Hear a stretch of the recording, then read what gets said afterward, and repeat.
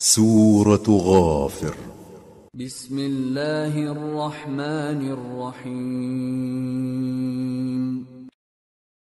شروع اللہ کا نام لے کر جو بڑا مہربان نہایت رحم والا ہے۔ حامیم، اس کتاب کا اتارا جانا اللہ کی طرف سے ہے جو زبردست ہے، دانا ہے، جو گناہ بخشنے والا اور توبہ قبول کرنے والا، سخت عذاب دینے والا ہے، صاحب کرم ہے۔ اس کے سوا کوئی معبود نہیں، اسی کی طرف لوٹ کر جانا ہے۔ اللہ کی آیتوں میں وہی لوگ جھگڑتے ہیں جو کافر ہیں، تو ان لوگوں کا شہروں میں چلنا پھرنا تمہیں دھوکے میں نہ ڈال دے۔ ان سے پہلے نوح کی قوم اور ان کے بعد اور امتوں نے بھی پیغمبروں کی تکذیب کی، اور ہر امت نے اپنے پیغمبر کے بارے میں یہی قصد کیا کہ اس کو پکڑ لیں اور بیہودہ شبہات سے جھگڑتے رہے کہ اس سے حق کو زائل کر دیں، تو میں نے ان کو پکڑ لیا، سو دیکھ لو میرا عذاب کیسا ہوا۔ اور اسی طرح کافروں کے بارے میں بھی تمہارے پروردگار کی بات پوری ہو چکی ہے کہ وہ اہل دوزخ ہیں۔ جو لوگ عرش کو اٹھائے ہوئے اور جو اس کے گردا گرد حلقہ باندھے ہوئے ہیں یعنی فرشتے، وہ اپنے پروردگار کی تعریف کے ساتھ تسبیح کرتے رہتے ہیں اور اس پر ایمان رکھتے ہیں، اور مومنوں کے لیے بخشش مانگتے رہتے ہیں کہ اے ہمارے پروردگار، تیری رحمت اور تیرا علم ہر چیز کو سموئے ہوئے ہے، تو جن لوگوں نے توبہ کی اور تیرے رستے پر چلے ان کو بخش دے اور دوزخ کے عذاب سے بچا لے۔ اے ہمارے پروردگار، ان کو ہمیشہ رہنے کی بہشتوں میں داخل کر جن کا تو نے ان سے وعدہ کیا ہے، اور جو جو ان کے باپ دادوں اور ان کی بیویوں اور ان کی اولاد میں سے نیک ہوں ان کو بھی، بے شک تو غالب ہے، حکمت والا ہے۔ اور ان کو بری حالتوں سے بچائے رکھیو، اور جس کو تو اس روز بری حالتوں سے بچا لے گا تو تو نے بے شک اس پر مہربانی فرمائی، اور یہی بڑی کامیابی ہے۔ جن لوگوں نے کفر کیا ان سے پکار کر کہہ دیا جائے گا کہ جب تم دنیا میں ایمان کی طرف بلائے جاتے تھے اور مانتے نہیں تھے تو اللہ اس سے کہیں زیادہ بیزار ہوتا تھا جس قدر تم اپنے آپ سے بیزار ہو رہے ہو۔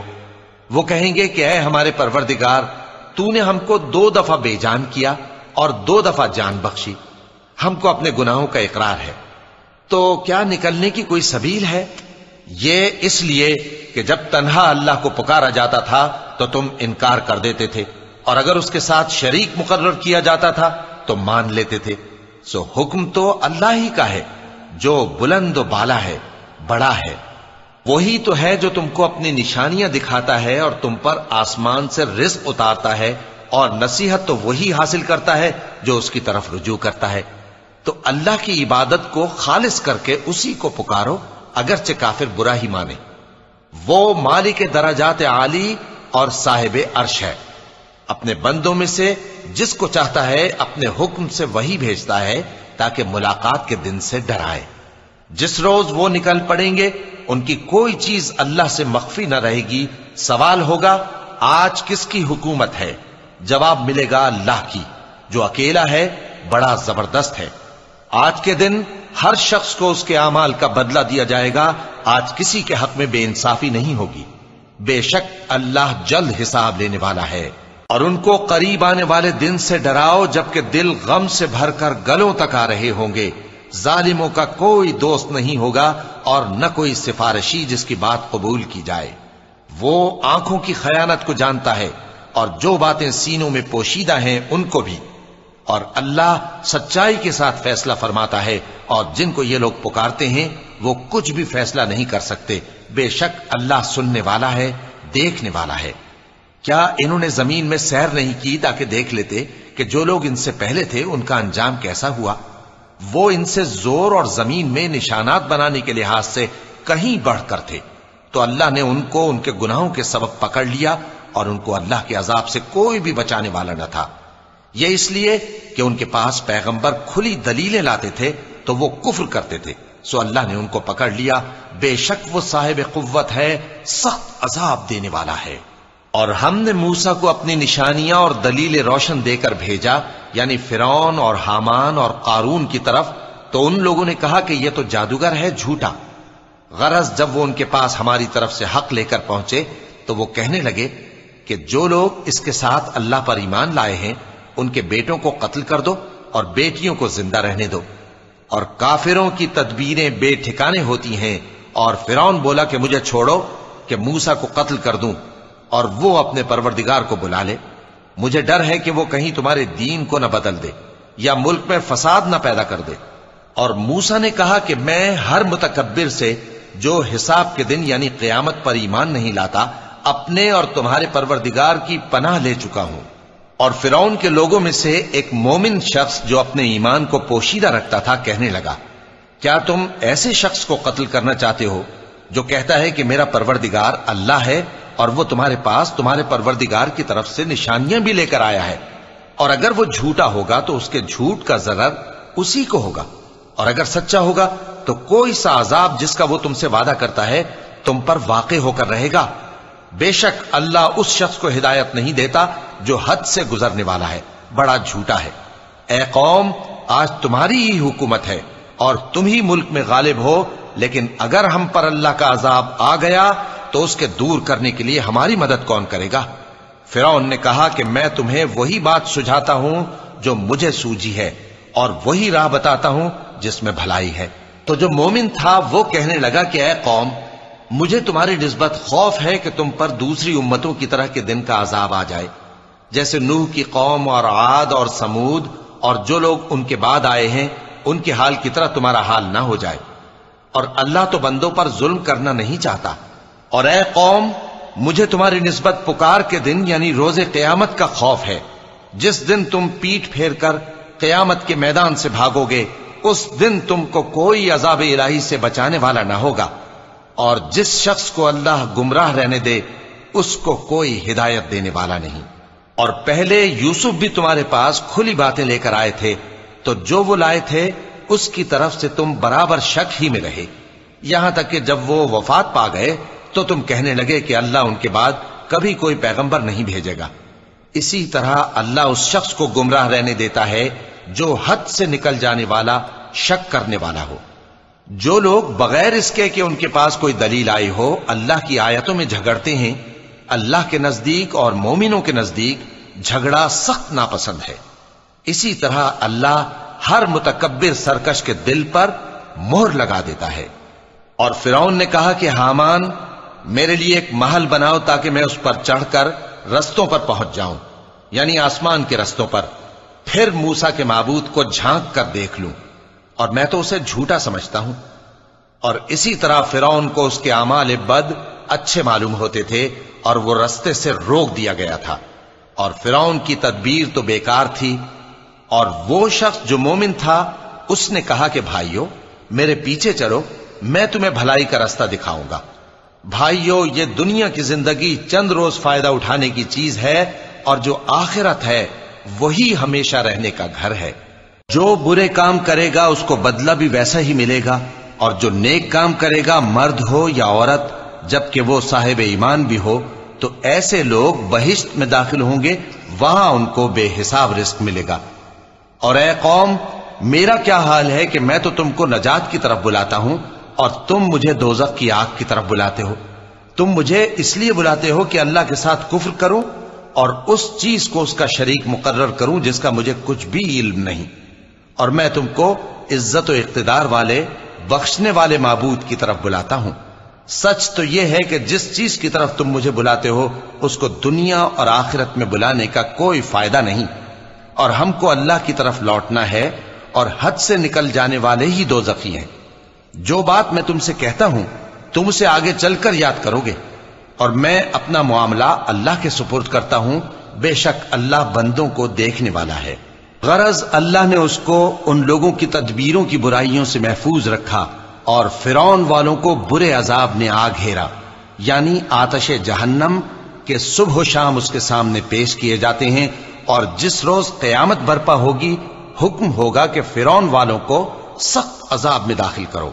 اور جب وہ دوزخ میں جھگڑیں گے تو غریب لوگ بڑے آدمیوں سے کہیں گے کہ ہم تو تمہارے تابع تھے، تو کیا تم دوزخ کے عذاب کا کچھ حصہ ہم سے دور کر سکتے ہو؟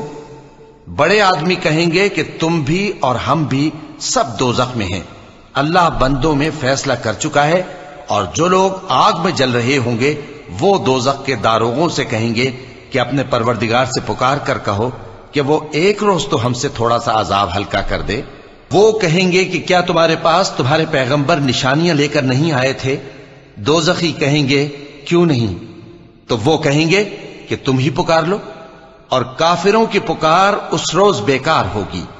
ہم اپنے پیغمبروں کی اور جو لوگ ایمان لائے ہیں ان کی دنیا کی زندگی میں بھی مدد کرتے ہیں، اور جس دن گواہ کھڑے ہوں گے یعنی قیامت کو بھی، جس دن ظالموں کو ان کی معذرت کچھ فائدہ نہ دے گی، اور ان کے لیے لعنت اور ان کے لیے برا گھر ہے۔ اور ہم نے موسیٰ کو ہدایت کی کتاب دی اور بنی اسرائیل کو اس کتاب کا وارث بنایا، جو عقل والوں کے لیے ہدایت اور نصیحت تھی۔ لہذا صبر کرو، بے شک اللہ کا وعدہ سچا ہے، اور اپنی کوتاہی کے لیے معافی مانگو، اور صبح و شام اپنے پروردگار کی تعریف کے ساتھ تسبیح کرتے رہو۔ جو لوگ بغیر کسی دلیل کے جو ان کے پاس آئی ہو اللہ کی آیتوں میں جھگڑتے ہیں، ان کے دلوں میں اور کچھ نہیں، ایسی بڑائی ہے جس کو وہ پہنچنے والے نہیں۔ تو اللہ کی پناہ مانگو، بے شک وہ سننے والا ہے، دیکھنے والا ہے۔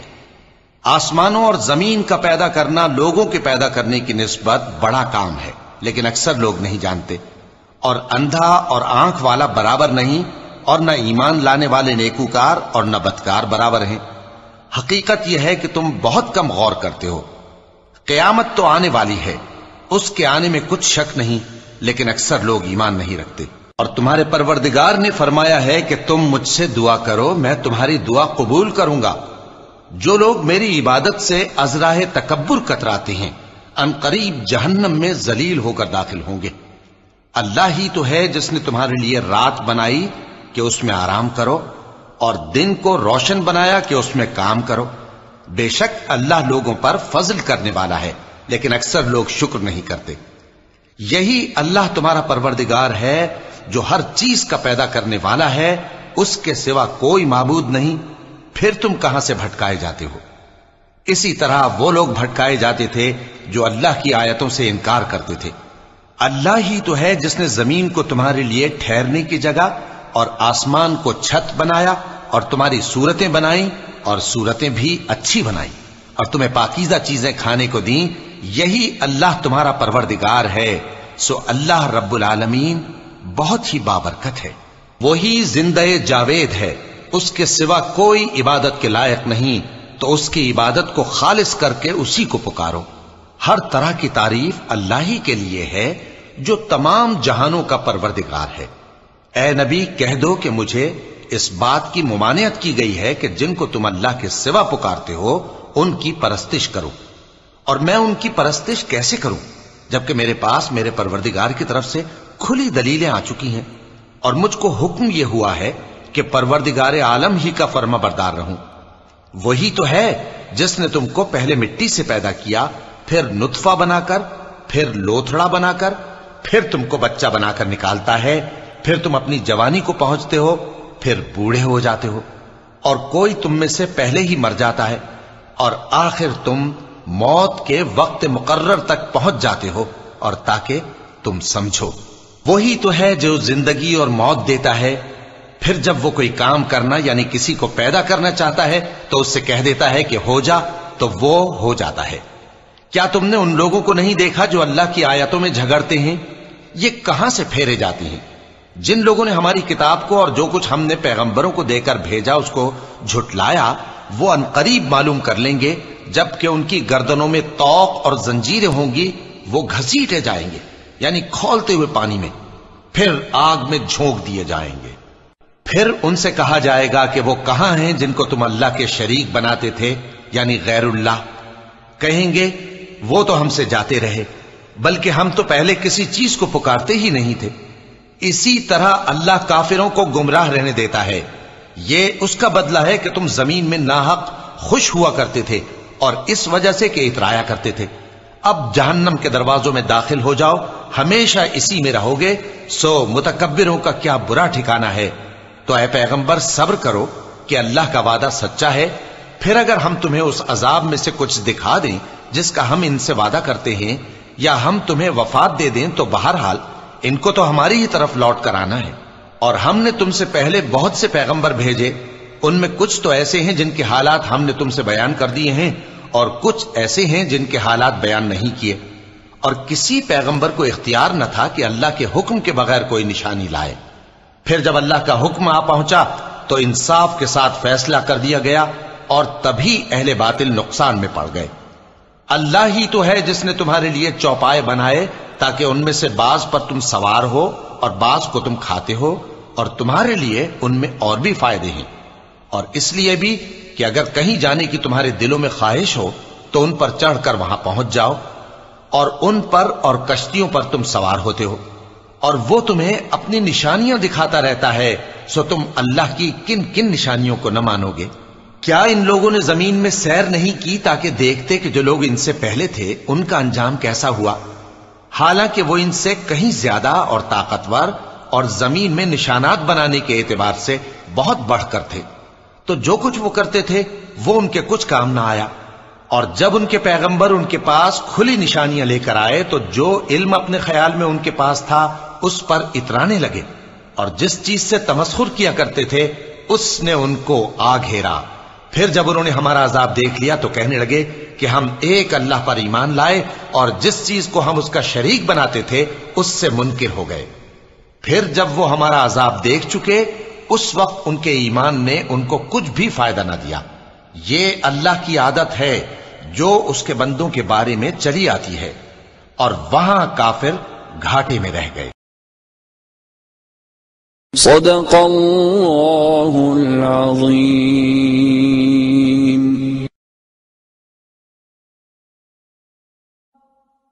حی علی الفلاح،